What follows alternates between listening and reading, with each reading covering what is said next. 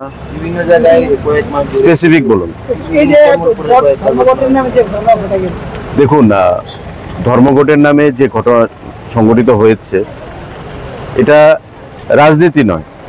রাজনীতির ঊর্ধ্বে উঠে সারা রাজ্যের প্রতিটা অংশের মানুষ তার প্রতিবাদ করেছে এবং তাদের সোচ্চার হয়েছে। আমাদের সরকার, আমাদের দল, আমাদের মাননীয় মুখ্যমন্ত্রী প্রত্যেকেই আমরা বলেছি যেটা কাম্য নয়। কোনো অবস্থাতে শান্তিপ্রিয় আন্দোলন এভাবে হতে পারে না।